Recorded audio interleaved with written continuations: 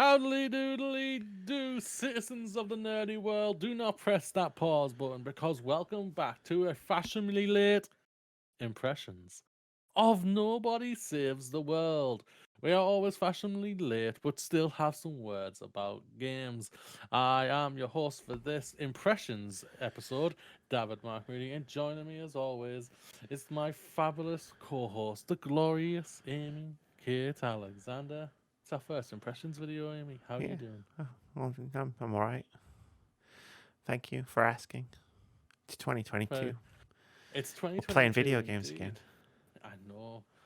Well, we were always playing video games. We're playing 2022 video Will we though? games. Speak for yourself. Speak for yourself. So what's gonna happen here, ladies and gentlemen? We're literally just gonna give a quick impressions of our opinion of what we've played so far of Nobody Saves the World. We've played about say 2-3 hours of the game, and I will just give a quick synopsis of the game, and then we'll crack into the impressions. When an ancient calamity reawakens, who can save the world? Nobody. That's you. You're nobody. Master the art of transformation to become a slug, ghost, dragon, and more in this new take on action RPGs from the creators of Guacamelee. Complete quests to discover and swap between 15 distinct forms. Mix and match abilities in unexpected ways to unlock and complete even more challenging quests.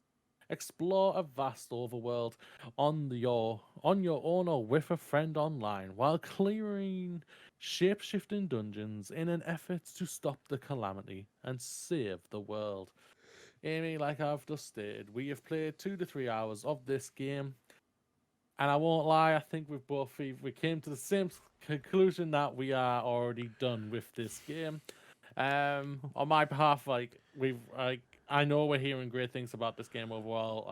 Drinkbox Studios is a fabulous studio. Like Guacamelee One is one of the best games out there. It's really a cracking game, and I heard nothing but great things about number two and everything. I just didn't get around to it personally. But this game, it's just when you hear, I've heard from other reviews and read from other reviews, like this game gets better after a few hours. That's not a good thing. I'm just gonna state I that hate right that. now. Like the thing that holds this back is the grind at the beginning of this game. Visually, I love the style what they've gone for. The aesthetic I think is beautiful, and I enjoy some of the humor that we've heard from the story so far. Like some of the humor is just like dry, British dry humor. It came across for myself. I was just thinking that's British dry humor for me, and it came across very well. It was I like playing a game where I was in the game making jokes. Pretty much, yeah. It was basically nobody was Amy, and we were just all playing Amy all the time. She was just spitting out Nobody needs sarcastic that. one. Yes, they were just spitting out sarcastic one-liners all the time, and there was some really funness to the story and everything.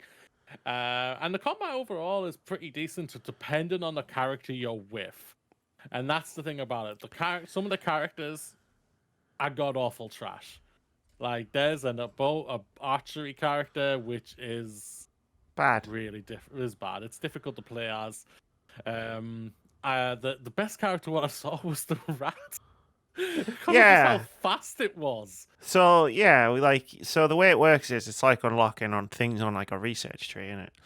Where it's like you play a character and then you get that character to a certain level by like killing things, and completing quests, I guess, like personal Yeah, quests for them. And then that'll unlock more stuff further up the tree, and then you play as those characters, and that unlocks more, and then it's like exponentially going up. And like, there's two branches. Well, there's three branches that we unlocked, and we were going up like two of them. So Moody was playing as like the knight fighter guy, having a great time, and I was playing as the ranger person, just being like, I hate everything. I yeah, hate this aiming system. There's a right analog stick here that's being used for nothing, and it could be used for aiming, and instead you've got to point your character in the direction and fire the arrow, and I don't like that kind of movement in combat.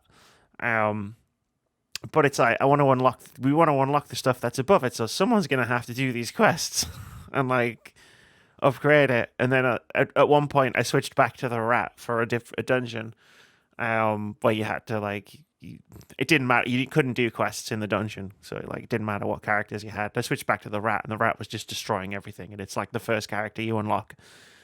And I was like, that's interesting that Yeah, that was the case.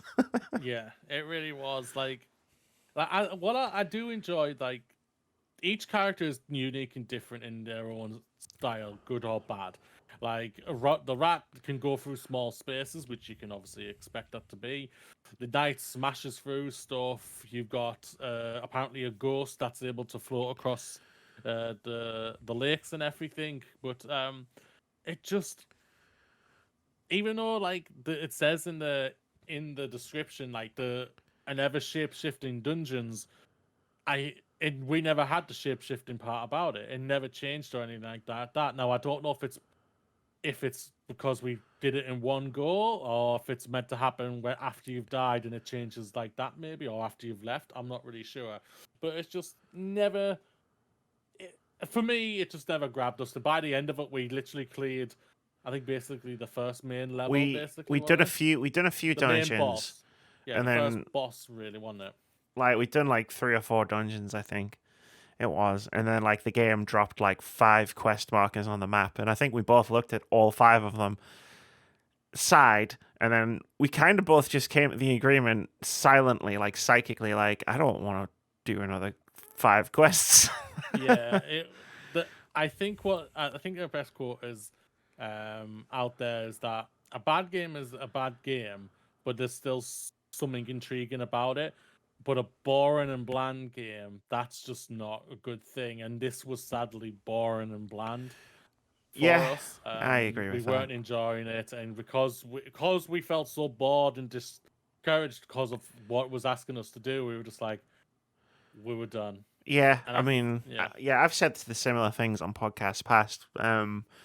When people used to ask me like, "Why'd you play bad games?" and I'm like, "Because they're actually fun in their own way. Like to play a game that is like badly put together or like there's something wrong with it. That's actually kind of fun in its own way. But like to play a bland game, like a game I'm not vibing with, a game that I personally find boring, like because you sit there and in front of like a Word document or whatever, and it's like, what do I even say about this? Like, I didn't. I'm. It's not that I dislike the game; it's that I'm just nothing it. It Yeah. evokes no response in me whatsoever. Like we played a bit, and the art style's fantastic. I like the writing, I like the humor, but like the actual act of playing the game was just something where it's like I got to a certain point, and then I was like, I don't want to, and I hear it. I hear people saying it gets good after a certain amount of time. Like the intro is slow, and then it picks up, and it's just like, yeah, but like I can spend that time playing a different game, like Which we have. that, which we did. That grabbed us straight away. Yeah. Yeah, and that's like I say, it's a tweak to one thing, and that's just the grind. They tweak the grind. I think for me, you have something that we would clearly come back to. If we heard there was an update to the grind, I think we could come back to this in a couple. If we heard they were going to do that, but I highly doubt they're going to do that. Potentially, So like there is potential. there was a game that played in early access last year that it was a roguelike card game, and I played it and I was like, this is cool, but not really into it. And then when they released it in 1.0, they put a setting in the game where it's like they took the roguelike part out, and it was an honorable mention in my game of the year list because I played it again and I was like, now I'm really vibing with this game. And that's what you want to hear. Well, that is it for our impressions of our first review of 2022, Nobody Saves the World by Drinkbox Studio. The game may not have been vibing for us, but if it's vibing for you, let us know in the comments down below.